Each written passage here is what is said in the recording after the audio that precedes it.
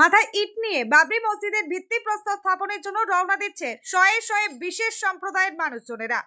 পূর্বস্থলী থানার লক্ষ্মীপুর গ্রাম ও বিভিন্ন এলাকা থেকে ট্রেনে করে কাটোয়া হয়ে বেলডাঙ্গার উদ্দেশ্যে রওনা দিয়েছে সকাল থেকেই। ইট নিয়ে যাওয়া মানুষজনদের বক্তব্য, বাবরি মসজিদে ভিত্তিপ্রস্তর স্থাপনের জন্যই যে যার সামর্থ্য মতো কেউ ইট, কেউ টাকা পয়সা দিয়ে সাহায্য করাই উদ্দেশ্য। কোনো রাজনৈতিক দলের হয়ে নয়, এলাকাবাসী হিসেবে বেলডাঙ্গার উদ্দেশ্যে রওনা। হুমায়ুন কবির নতুন দল করলে পাশে থাকবেন কিনা এই প্রশ্নের উত্তরে রওনাকারীদের বক্তব্য, হুমায়ুন কবির একটি ভালো কাজ করেছেন, তাই ওনাকে সমর্থন করছে। দলে থাকা হবে কিনা সেটা সময় বলবে। বলছি আজকে আপনারা কোথায় যাচ্ছেন? আজকে আমরা বেলডাঙ্গায় যাচ্ছি, বাবরি মসজিদ উদ্বোধন আছে, ভিত্তি স্থাপন, ওখানেই যাচ্ছি। আচ্ছা, কেন এরকম উদ্যোগ? যাচ্ছি ওখানে বাবরি মসজিদ হবে, হুমায়ুন কবির সাহেব বলেছে, এটা মুসলিমদের তো একটা ঐতিহ্য, বাবরি মসজিদ হোক, মন্দিরে ঘন্টা বাজুক, মসজিদে আজান হোক, এটাই তো বাংলার সংস্কৃত। আচ্ছা, এই হচ্ছে কত মানুষ যাচ্ছেন আজকে? আমরা এখান থেকে 100 ছেলে যাচ্ছি। কোন জায়গা থেকে যাচ্ছেন? এটা লক্ষ্মীপুর স্টেশন, মিসবাপুর গ্রাম থেকে যাচ্ছি, পূর্বস্থলী থানা। আচ্ছা, সকলের মাথায় দেখছি একটা করে ইট, মানে ইট নিয়ে যাচ্ছেন কেন? ইট নিয়ে যাচ্ছি আমরা, এখানে যে যেমন গরিব মানুষ আমরা একটা করে ইট দিয়ে সাহায্য করবো ওখানে।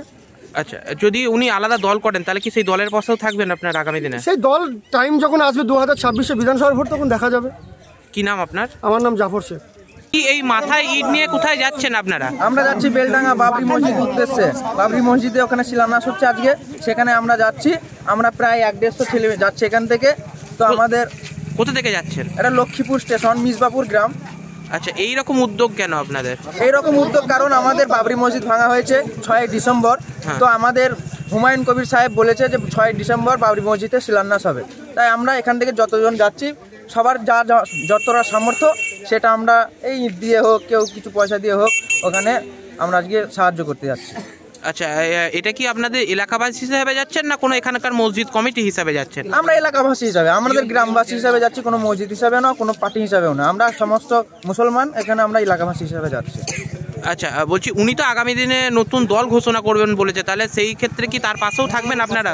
আমরা পাশে থাকবো বলতে, আমরা দলের সাথে আমাদের কোনো সম্পর্ক নেই, কিন্তু উনি একটা ভালো কাজ করছেন, তাই আমরা ওনাকে সমর্থন করছি আর আগামী দিনেও করব।